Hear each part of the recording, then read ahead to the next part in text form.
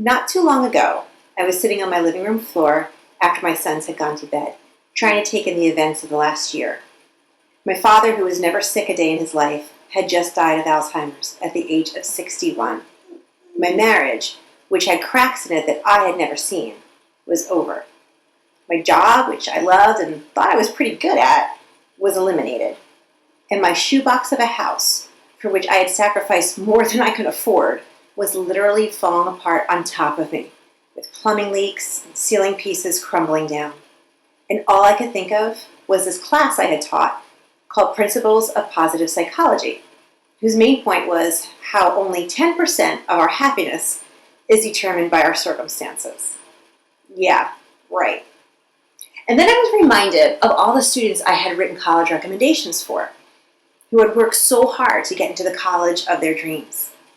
A lot of them Ivy League or other top-tier institutions, and a large number of them who transferred after the first year because they just weren't happy. And as horrible as it sounds, I actually smiled.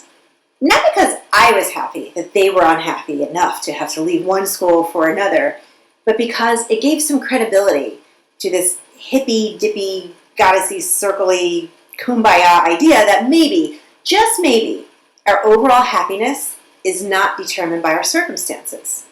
I mean, their circumstances were pretty kick-ass, yet they were still unhappy. So maybe, just maybe, I stood a chance and had more to say in this whole happiness thing than my surroundings that night would have led me to believe. I began to look up some statistics on happiness and lack thereof. It's pretty grim. 60% of college students reported feeling anxious in the last year.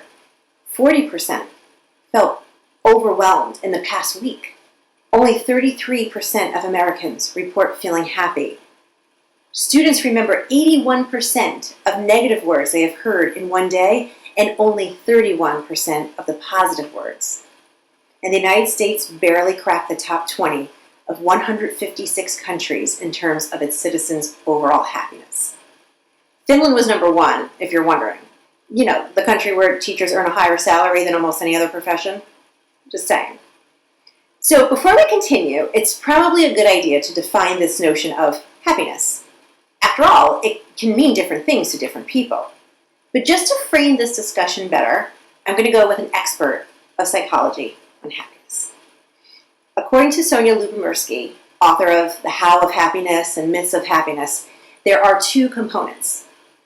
Experience of positive emotions, like generosity, kindness, enthusiasm, friendliness, etc. And number two, satisfaction with how your life is progressing. Are you moving toward your big picture goals? Are you happy with your life overall? Without both of these components, a person will often experience unhappiness and not know why. If you see your life is heading in the right direction and you are moving successfully toward your big picture goals, you may wonder why you are not completely happy. And it could be because you don't actively practice kindness or generosity, or you lack enthusiasm in your day-to-day life. Or maybe you practice all of those positive emotions daily, but still feel like there is something missing. Perhaps because you are not on the path you thought you'd be on in your life. Genuine happiness to the core is a result of these two components. But how do we measure happiness? Well, there are actual scientific surveys that people fill out that can analyze where someone falls on a happiness scale. Questions that cover areas such as how well you deal with setbacks, what your outlook for the future is, what your appreciation for the past is, and what you consider to be your character strengths and weaknesses. Among several other categories, added up, they give you an overall happiness score. Using surveys like these, several long-term studies have been done to help scientists learn more about happiness. One such study tracks 7th graders for decades nationwide. Middle school is a great age to ask happiness questions of, because even though it was about 100 years ago for me, I remember 13 as a tough age to be happy. Those teens in the study who reported having high happiness levels in 7th grade ended up having salaries 10% above the average by age 30. Those in the study who reported being unhappy at age 13 had salaries 30% lower than average by age 30. So what does all of this mean in terms of changing your happiness level? Is it really possible? Thinking back on that night, sitting on my living room floor, I doubted it. I had done everything I could. I worked hard in every aspect of my life. Valedictorian, Rhodes Scholar finalist, Division I school record holder, dedicated wife and mother, and yet I was facing unemployment, possibly losing my house, which would force me to lose my sons, and somehow I was supposed to believe that I could still be happy. It was in my control. What a load of crap. Nearly nothing was in my control. But there's a science behind it, not anecdotal evidence. There are tons of experiments and controlled trials that all pointed to the same conclusion. We could all be happy if we just didn't suck so badly at predicting what makes us happy. One of our problems is we often put the cart before the horse. We associate happiness with things like being rich, having good relationships, getting a good education, but actually, these are often results of being happy. In other words, people who report being happy often live longer, get called back for interviews, and find successful relationships because they are already happy, not as the path to happiness. And the opposite is true. The stress people feel regarding school, job prospects, etc., is counterproductive. It causes negative outcomes, which then inhibit happiness, and the whole thing is just a cycle of dissatisfaction. The bad news is there is a genetic influence on happiness. Studies done on identical twins and fraternal twins show that identical twins will often have similar happiness levels. But just like other factors that are genetically driven, such as weight, blood sugar, and cholesterol, these levels can still be changed. Yeah, there is an inheritable quality to it, but genetic influence doesn't mean biological permanence. You can still change your happiness level the way you can still change and manage your blood sugar level, but you need to put the work in. A major figure in the science behind happiness is Dr. Laurie Santos, a psychologist and cognitive scientist.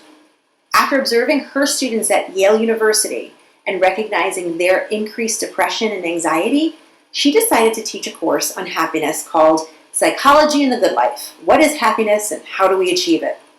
She expected 20 students to sign up for the class, but instead, she had 1,200 students enlist in the course.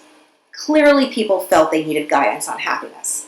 The homework is more personal and more challenging than many other courses at Yale. Each night, students are expected to 1. Meditate for 10 minutes, 2. Get 8 hours of sleep, 3.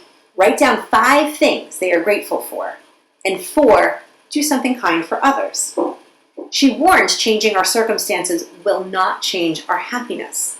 We think getting married or having a baby, making more money, or getting into colleges we want to will make those of us previously unhappy somehow magically happy. But it doesn't work that way. The only caveat is if you are living in extreme circumstances. If you're in an abusive relationship, if you're living in a war zone in Syria, then yeah, getting out of those horrific circumstances will have an impact on your happiness. But for most of us who live the average life in average ordinary circumstances, those are not the changes that will bring happiness. So overall, there are 8 steps people can practice to achieve happiness. Practice gratitude, practice kindness, chat with a stranger, reduce your choices, be more accepting of bad emotions we feel or obstacles that we face. Stop focusing on an end goal and think about the journey. Count your blessings and take more time to connect with people you care about.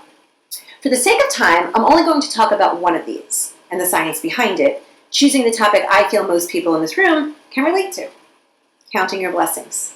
But first, a quick question. Would you rather have a job where you make $50,000 or $100,000? Keep your answer in mind as we move forward. So these are Olympic athletes who just won silver medal. But from the looks on their faces, you can already guess how they're thinking of it. It's not that they won the silver medal, it's that they just lost the gold.